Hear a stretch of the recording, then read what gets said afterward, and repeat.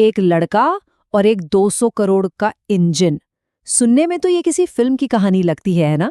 लेकिन ये असल में एक ऐसी दास्तान है जो घमंड, हुनर और एक ऐसी सच्चाई के बारे में है जो अक्सर हमारी आंखों के सामने होते हुए भी हमें दिखाई नहीं देती। तो चलिए सीधे इस कहानी के दिल में उतरते हैं। और वहां क्या है? एक बहुत बड़ा नंबर, 200 करोड़ रुपए। सोचिए जरा, ये सिर्फ पैसे नहीं थे। नहीं, ये एक पूरी कंपनी का भविष्य था, उसकी इज्जत थी और हजारों लोगों की नौकरियां थी। सब कुछ दांव पर लगा था।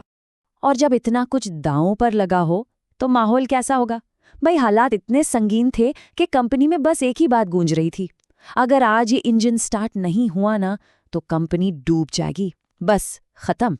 सोच सकते हैं कि वहां लोगों पर कितना ज्यादा प्रेशर रहा होगा। तो कहानी का पहला पड़ाव, एक 200 करोड़ की नाकामी।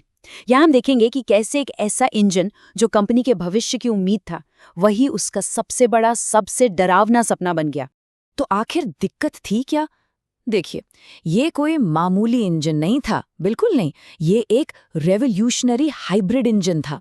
लेकिन हुआ ये कि पिछले 1 महीने से जब भी इसे चालू करते, कुछ ही मिनटों में ठप बंद हो जाता था और कंप्यूटर स्क्रीन पर बस एक ही मैसेज फ्लैश होता, क्रिटिकल फेलियर। नतीजा, कंपनी बस डूबने ही वाली थी। और बस यहीं से कहानी में एक मजेदार मोड़ आता है, क्योंकि इस एक प्रॉब्लम के 2 सिरे थे। एक तरफ बड़ी बड़ी डिग्रियों वाले, मोटी तनख्वाह लेने वाले इंजीनियर्स जो अपनी चमचमाती लैब में बैठकर डेटा और स्क्रीन पर भरोसा कर रहे थे, और दूसरी तरफ एक 15 साल का लड़का अमन, जो कबाड़ खाने की धूल और गंदगी के बीच अपनी आंखों, अपने कानों और महसूस करने की ताकत पर यकीन करता था। 2 बिल्कुल अलग दुनियाएं। अब कहानी का दूसरा हिस्सा शुरू होता है और इसका नाम है कबाड़ खाने का इलाज। ये वो हिस्सा है जहां हमें पता चलेगा कि कैसे एक बेकार, फेंके हुए कबाड़ के टुकड़े में प्रॉब्लम का हल छिपा था। तो ये अमन, इसकी दुनिया ही अलग थी। वो कबाड़ को सिर्फ कबाड़ की तरह नहीं देखता था। नहीं, वो हर टूटी हुई चीज में एक कहानी ढूंढता था। जब भी फैक्ट्री से कोई खराब पार्ट बाहर फेंका जाता, वो उसे उठा लेता था और बस घंटों तक उसे घुमा घुमा कर देखता, महसूस करता, मानो वो उससे बातें करने की कोशिश कर रहा हो, उसका राज जानने की कोशिश कर रहा हो। और फिर एक दिन उसने इंजन से निकले एक मेटल के पुर्जे को उठाया और बस अपनी उंगलियों से उस पर हल्के से ठोका, टक टक, और फिर बहुत धीरे से बोला, इसकी आवाज ठीक नहीं है। बस इतना सा कहा उसने। और यही वो पल था जब उसकी असली ताकत सामने आई, सुनने की ताकत। लेकिन देखिए, हर कहानी में एक विलन तो होता है, या यूं कहें कि एक चुनौती होती है। और इस कहानी में वो थी शालिनी वर्मा, ऑपरेशंस हेड, एकदम सख्त, नो नॉनसेंस लीडर, जिनकी दुनिया सिर्फ डेटा और डिसिप्लिन से चलती थी। और उनकी नजरों में अमन, वो बस एक कचरा उठाने वाला लड़का था, एक फालतू की मुसीबत। और शालिनी ने कभी अपनी सोच को छिपाया भी नहीं। एक दिन उन्होंने अमन से साफ साफ कह दिया, अपनी औकात में रहो। ये सिर्फ शब्द नहीं थे, ये एक दीवार थी, एक बहुत ऊंची दीवार जो डिग्रियों और ओहदों ने बनाई थी। और अमन को इसी दीवार को तोड़ना था। और अब कहानी अपने सबसे जरूरी, सबसे रोमांचक मोड़ पर पहुंचती है। इसे हम कह सकते हैं समाधान की आवाज।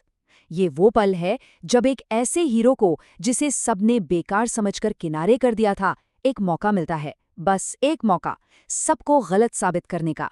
तो हुआ यूं कि एक और टेस्ट हुआ, और वो भी फेल।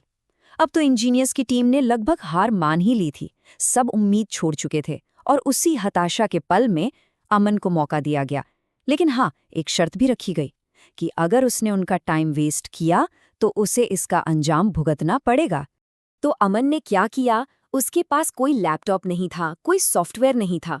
उसका तरीका बहुत ही बेसिक था। उसने सब इंजीनियर से कहा, बस 4 काम करो।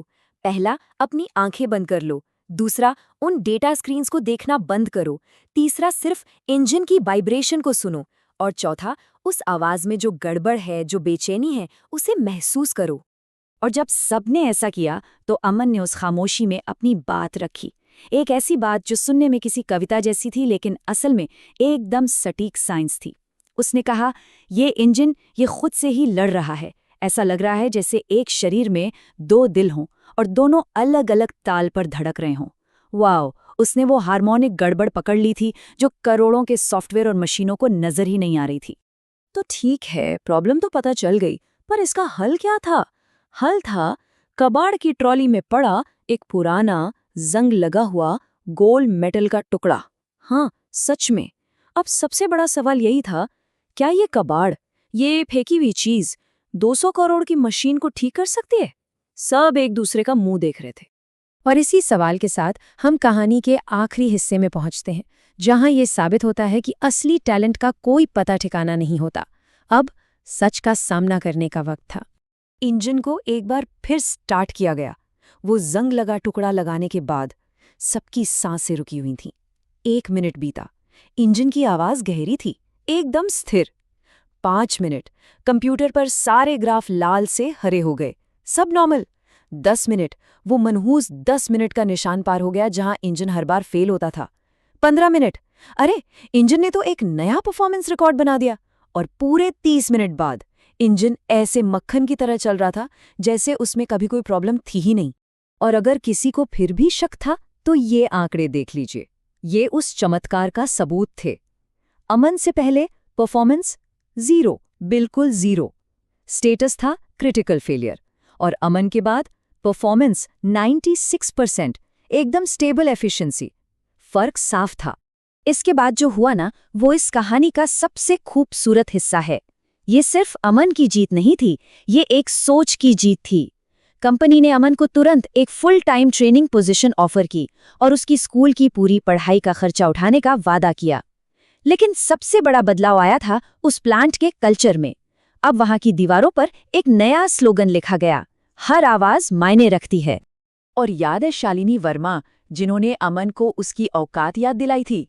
उन्होंने भरी मीटिंग में खड़े होकर कहा, आज मैंने एक बहुत बड़ी बात सीखी है कि किसी को बड़ा उसकी डिग्री नहीं बनाती, बड़ा बनाती है उसकी देखने और सुनने की ताकत। सोचिए, जिस इंसान ने सबसे ज्यादा विरोध किया था, उसी का ये कहना, ये सच में एक बहुत बड़ा बदलाव था। तो आखिर में ये कहानी हमें सिखाती क्या है? ये बस एक बात याद दिलाती है कि असली कमाल, असली इनोवेशन हमेशा बड़ी बड़ी डिग्रियों या महंगे सॉफ्टवेयर से नहीं आता। कभी-कभी वो एक अलग नजरिए से आता है। ये कहानी बताती है कि टैलेंट किसी बड़े ऑफिस या साफ सुथरी लैब का मोहताज नहीं है, वो कहीं भी किसी में भी मिल सकता है। और शायद इस पूरी दास्तां का सबसे बड़ा सबक यही है कि कभी-कभी गंदगी कबाड़ में नहीं, हमारी अपनी सोच में होती है।